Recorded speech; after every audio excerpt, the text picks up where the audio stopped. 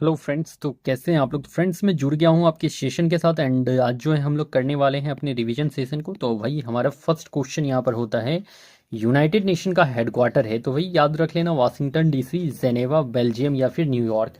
तो आपसे पूछा है यूनाइटेड नेशन यूएन का हेडक्वार्टर पूछ रखा है, तो याद रख लियो आप लोग कि इसका जो करेक्ट आंसर होता है वाशिंगटन डीसी नहीं भाई, जेनेवा भी नहीं, बेल्जियम भी नहीं, न्यूयॉर्क इसका करेक्ट आंसर होता है यहाँ पर। ठीक है, तो यूनाइटेड नेशन का हेडक्वार्टर कहाँ है भाई? तो न्यूयॉर्क याद रख लीजिएगा। यूनाइटेड नेशन की स्थापना कब हुई है? तो स्थापना 1945 आपको याद रख लेना है, 1945 में इसका स्थापना हुआ है। ठीक है, यूनाइटेड नेशन का आपसे पूछा जाए तो अगर आपसे पूछ ले यूएन सिक्योरिटी काउंसिल का स्थापना कब हुआ है, तो यूनाइटेड नेशन सिक्योरिटी काउंसिल का स्थापना पूछा जाए तो यूएन सिक्योरिटी काउंसिल की स्थापना पूछ ले तो भाई ये कब हुआ है और कि इसमें कितने मेंबर होते हैं, तो सभी याद रख लेना कि इसमें 5 परमानेंट मेंबर होते हैं। कितने कितने?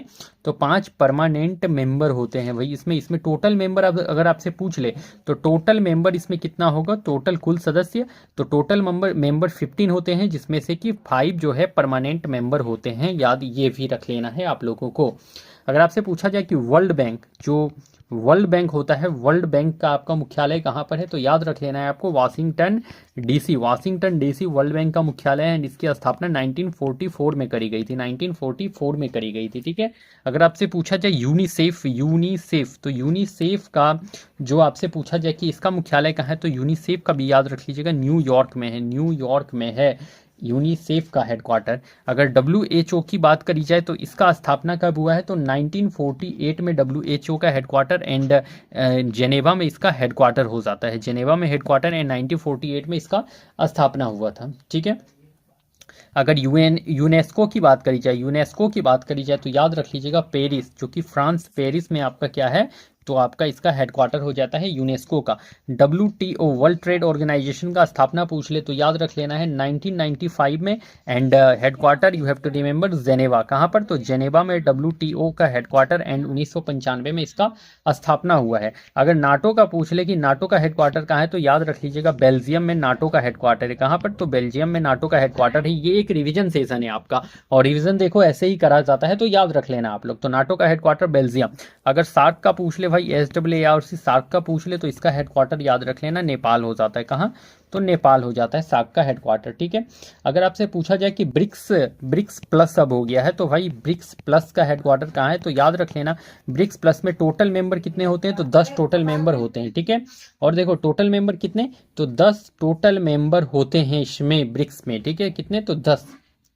ठीक है, अगर SCO का पूछ ले, संघाई कॉरपोरेशन ऑर्गेनाइजेशन का अगर आपसे पूछे जाए कि कहाँ पर हेडक्वार्टर, तो याद रखिएगा चाइना बीजिंग में इसका हेडक्वार्टर है, चाइना बीजिंग में इसका हेडक्वार्टर है। ठीक है, नेक्स्ट ध्वनि का मात्रक है, तो वही याद क्या रख लेना है आपको कि ध्वनि जो होता है उसका मात्रक क्या है। तो सिंपल सा आपको याद रख लेना है, ध्वनि का मात्रक पूछा जाए ना तो हार्ट्ज याद रख लेना भाई, या फिर केल्विन याद रख लेना, उसके बाद डेसिबल याद रख लेना या ओम सेकेंड। तो ध्वनि का मात्रक पूछा जाए तो ध्वनि का मात्रक जो यूनिट होता है वो डेसिबल होता है। क्या होता है? तो ध्वनि का मात्रक डेसिबल होता है। अगर साउंड का फ्रीक्वेंसी पूछा जाए तो फ्रीक्वेंसी हार्ट्ज हो जाता है। क्या हो जाता है? तो फ्रीक्वेंसी हार्ट्ज हो जाता है। ठीक है, और केल्विन अगर पूछा जाए तो टेम्परेचर का यूनिट क्या होता है, तो केल्विन टेम्परेचर का। गर्म करने पर अर्धचालक का प्रतिरोध, तो देखो तो गर्म अगर करेंगे तो अर्धचालक का प्रतिरोध बढ़ जाता है, कोई बदलाव नहीं होता है, वही घट जाता है। गर्म करोगे तो जो सेमीकंडक्टर होता है उसका जो रेजिस्टेंस होता है वो घट जाता है, ध्यान में रखना है आपको। ठीक है, अगर मेटल का पूछ ले कि मेटल जो चालक होता है उसका क्या होगा, तो गर्म करने पर चालक का प्रतिरोध क्या होगा, तो बढ़ जाएगा, बढ़ जाएगा। अगर गर्म करने पर क्या होगा, मेटल का प्रतिरोध क्या होगा, तो वो बढ़ जाएगा। नेक्स्ट, कपूर का ठोस से गैस में बदलना दर्शाता है, तो देखो कपूर जो होता है उसका अगर ठोस से गैस में बदलना क्या दर्शाएगा, ये पूछ रखा है आपसे। तो देखो कपूर जब ठोस से गैस में बदलेगा, ठोस से गैस में बदलेगा तो उसे क्या कहते हैं, गलन कहते तो नहीं भाई, संघनन कहते तो नहीं भाई, हिमांक कहते नहीं भाई, ऊर्ध्वपातन कहा जाता है, जिसे कि सब्लिमेशन कहते हो। तो देखो सब्लिमेशन आपके एग्जाम में यहाँ से क्वेश्चन जरूर देखने को मिलता है, आई होप इस बार भी दिखे। तो सब्लिमेशन के एग्जाम्पल याद रख लेना, एक तो आयोडीन याद रख लेना, आयोडीन। ठीक है, दूसरा याद रख लेना जो कपूर कैम्फर होता है वो भी सब्लिमेशन का उदाहरण है। नेक्स्ट याद रख लेना जो ड्राई आइस होता है वो भी सब्लिमेशन का ही उदाहरण है। फोर्थ याद रख लेना मेंथोल जो होता है वो भी सब्लिमेशन का उदाहरण है। एंड नेक्स्ट क्या, तो एमोनियम क्लोराइड भी याद रख लेना, ये भी सब्लिमेशन का ही उदाहरण है, एमोनियम क्लोराइड, तो एमोनियम क्लोराइड भी सब्लिमेशन का ही एग्जाम्पल हो जाता है। देखो सब्लिमेशन क्या होता है, तो मेनली जो है डायरेक्ट जो है सॉलिड से अगर गैस में ट्रांसफॉर्म हो जाए उसे ही सब्लिमेशन कहते हैं, ठीक है। तो डायरेक्ट जो है आपके सॉलिड से गैस में चेंज हो जाए उसे ही सब्लिमेशन कहा जाता है, ऊर्ध्वपातन कहा जाता है। एक वर्णी प्रकाश एक माध्यम से दूसरे माध्यम पर जाती है तो नहीं बदलता है। तो देखो सिंपल सा बात है कि एक जो मोनोक्रोमेटिक लाइट होता है वही जब एक मीडियम से दूसरे मीडियम में जाएगी तो उसका चेंज क्या नहीं होगा, तो स्पीड चेंज नहीं होगा, तो वही स्पीड तो चेंज हो जाएगा, याद रख लेना। उसका जो आवृत्ति होता है फ्रीक्वेंसी चेंज नहीं होता है, आवृत्ति कभी भी नहीं बदलता है मोनोक्रोमेटिक लाइट का या फिर लाइट का, ठीक है, जब भी वो एक मीडियम से दूसरे मीडियम पे ट्रेवल करती है, ठीक है, आवृत्ति नहीं बदलता है। अगर आपसे इसी में साउंड में भी पूछ लेता अगर कि साउंड भी जब एक मीडियम से दूसरे मीडियम में ट्रेवल करता है तो क्या चेंज नहीं होता है, तो इसमें भी आवृत्ति चेंज नहीं होता है, फ्रीक्वेंसी इसमें भी चेंज नहीं होता है, साउंड में भी चेंज नहीं होगा और लाइट में भी चेंज नहीं होगा, दोनों में आपका जो है आवृत्ति जो फ्रीक्वेंसी होता है वो सेम रहता है, ये कभी भी चेंज नहीं होता है, ध्यान में रखना है आपको। राष्ट्रीय मानवाधिकार आयोग की स्थापना, तो देखो इसका स्थापना कब हुआ है, राष्ट्रीय मानवाधिकार आयोग। तो मेनली जो राष्ट्रीय मानवाधिकार आयोग है वही इसकी स्थापना कब हुई है ये आपसे पूछ रखा है ना, कि राष्ट्रीय मानवाधिकार आयोग की स्थापना कब हुई है। तो याद रख लेना आप लोग 1983 में, 1993 में, 1876 में या 1967 में। तो देखो राष्ट्रीय मानवाधिकार आयोग का जो स्थापना हुआ है वही ये आपके 1983 में नहीं 1993 में हुआ है, ठीक है। और ये किसके अधीन आता है, तो याद रख लीजिएगा जो होम मिनिस्टर होते हैं, गृह मंत्रालय होता है उसके अधीन आता है, होम मिनिस्ट्री के अधीन आता है, ठीक है, होम मिनिस्टर के अधीन आता है आपका राष्ट्रीय मानवाधिकार आयोग। इसकी स्थापना 1993 में हुई थी, याद रखना है आपको।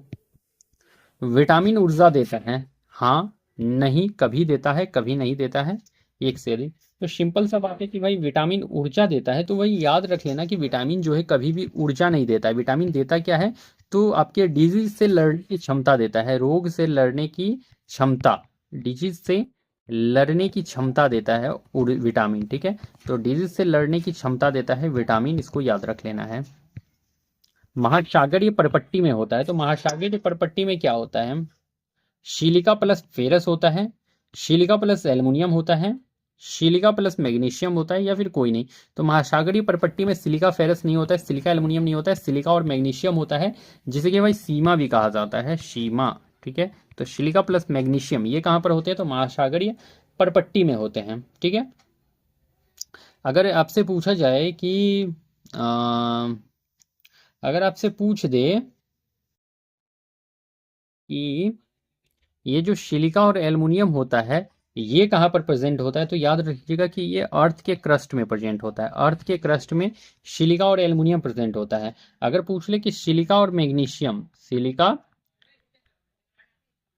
सिलिका और मैग्नीशियम पूछ ले तो अर्थ के मेंटल में ये प्रेजेंट होता है, अर्थ के मेंटल में सिलिका और मैग्नीशियम प्रेजेंट होता है, ठीक है। संविधान की प्रस्तावना में समाजवादी धर्मनिरपेक्ष अखंडता शब्द जुड़ा, तो देखो ये 86वां संविधान संशोधन द्वारा, 44वां द्वारा, 42वां द्वारा या 102वां संविधान संशोधन द्वारा। तो प्रस्तावना में 3 शब्द जोड़े गए थे, समाजवादी धर्मनिरपेक्ष और अखंडता प्रस्तावना में जोड़ा गया। ये किससे जोड़ा गया है, तो याद रख लेना 86वां नहीं, 44वां नहीं, 42वां संविधान संशोधन के द्वारा जोड़ा गया था। 42वां संविधान संशोधन 1976 से भाई एक काम और हुआ था कि 10 मौलिक कर्तव्य जोड़ा गया था, 10 मौलिक कर्तव्य जोड़ा गया था, 10 मौलिक कर्तव्य। तो 42वां संविधान संशोधन 1976 से 2 बात याद रख लेना, एक तो 3 शब्द जोड़ा गया और एक याद रख लेना 10 मौलिक कर्तव्य जोड़ा गया, ओके। 86वां संविधान संशोधन से आपको याद रख लेना है भाई कि 11वां जो मौलिक कर्तव्य था वो जोड़ा गया 86वां संविधान संशोधन के द्वारा, 11वां मौलिक कर्तव्य। तो 11वां मौलिक कर्तव्य 86वां संविधान संशोधन के द्वारा जोड़ा गया और इसी के तहत जो ही है आर्टिकल 21A, आर्टिकल 21A मतलब कि बच्चों के लिए जो है फ्री एडुकेशन, फ्री शिक्षा की भी बात करी गई, आर्टिकल 20A भी जोड़ा गया है, मतलब बच्चों के लिए फ्री शिक्षा, ये भी 86वां संविधान संशोधन में ही जोड़ा गया है। 44वां संविधान संशोधन से आपको क्या याद रख लेना है, तो संपत्ति के अधिकार, संपत्ति का अधिकार, संपत्ति का अधिकार को क्या किया, तो संपत्ति का अधिकार को मौलिक अधिकार से हटाया गया और अब इसे आर्टिकल 300A में भेजा गया है भाई, 300 ए में आर्टिकल इसको संपत्ति के अधिकार को भेज दिया गया है और ये अब एक वैधानिक अधिकार बन गया है। ठीक है, ओके। चलिए फिर हम लोग चलते हैं अपने नेक्स्ट क्वेश्चन में।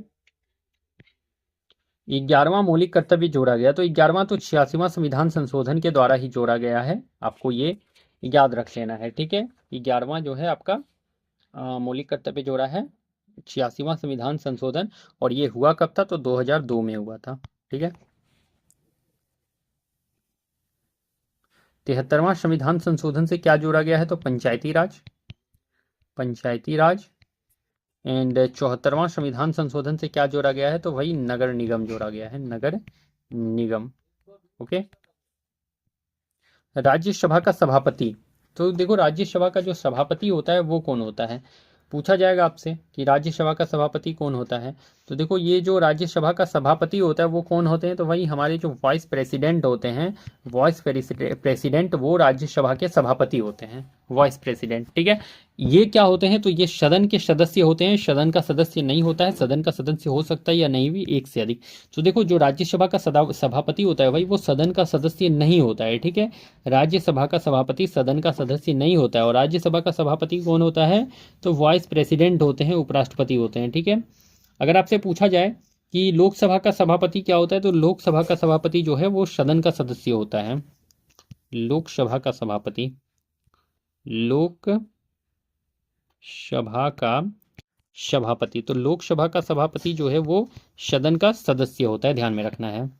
लोकसभा राज्यसभा का जमानत जब्त होता है, तो देखो जमानत कब जब्त होगा लोकसभा और राज्यसभा का, यदि वेद मत का 1/8 प्राप्त नहीं हो, यदि वेद मत का 1/6 प्राप्त नहीं हो, यदि वेद मत का 1/10 प्राप्त नहीं हो, या फिर कोई नहीं। तो देखो जमानत जब्त कब कहोगे, ये पूछ रखा है ना आपसे कि जमानत कब आखिर जब्त होता है। तो देखो जब वेद मत का जो है भाई 1/8 प्राप्त नहीं हो, नहीं ये नहीं होता है। जब वेद मत का जो है 1/6 अगर किसी भी पार्टी को या फिर किसी भी इसको प्राप्त नहीं हो तो उसे जमानत जब्त माना जाता है। भूकंपीय तरंग है, तो वही आपका भूकंप से एक प्रश्न जरूर देखने को मिल जाता है, तो याद रख लेना पी भी एक भूकंप तरंग है, एस भी एक भूकंप तरंग है, एल भी, मतलब कि यहाँ जो एक से अधिक यहाँ पर करेक्ट होने वाला है, D number is correct here. Okay, तो पी एस एल तीनों यहाँ पर भूकंपीय तरंग है। तो आपसे पूछा जाएगा कि सबसे पहले पृथ्वी पर कौन पहुंचता है, तो एल तरंग, सबसे पहले पृथ्वी पर कौन पहुंचता है, तो एल तरंग पहुंचता है पृथ्वी पर, ठीक है। तो सबसे पहले पृथ्वी पर एल तरंग पहुंचता है। मलेरिया से कौन सा अंग प्रभावित होता है, तो याद रख लेना भाई कि मलेरिया जो है प्रोटोजोआ से होने वाला बीमारी है, प्रोटोजोआ से होने वाला बीमारी है। और किस प्रोटोजोआ से, तो प्लास्मोडियम प्रोटोजोआ से होने वाला बीमारी है मलेरिया। एंड ये किससे काटने से होता है, तो female Anopheles mosquito, female Anopheles mosquito, female Anopheles mosquito के काटने से मलेरिया डिजीज हो जाता है। एंड ये किसको प्रभावित करता है, मस्तिष्क को, यकृत को, स्प्लीन को, या फिर हार्ट को। तो याद रख लेना भाई जो मलेरिया होता है वो प्रभावित करता है किसे, मस्तिष्क को नहीं, यकृत को प्रभावित करता है, आपके लीवर को प्रभावित करता है मलेरिया। ठीक है, तो मलेरिया किसे प्रभावित करता है, तो यकृत, लीवर को प्रभावित करता है मेरे भाई, याद रख लेना है आपको। अनहैप्पी इंडिया पुस्तक किसने लिखा, तो देखो अनहैप्पी इंडिया, तो अनहैप्पी याद रख लेना अबुल कलाम आज़ाद, लाला लाजपत राय, भगत सिंह या चंद्रशेखर आज़ाद। तो देखो भाई यहाँ पर आपसे पूछ ले कि अनहैप्पी इंडिया, तो अनहैप्पी इंडिया तो ये किसने लिख रखा था, तो unhappy India is written by Lala Lajpat Rai. ठीक है, लाला लाजपत राय ने अनहैप्पी इंडिया लिखा था।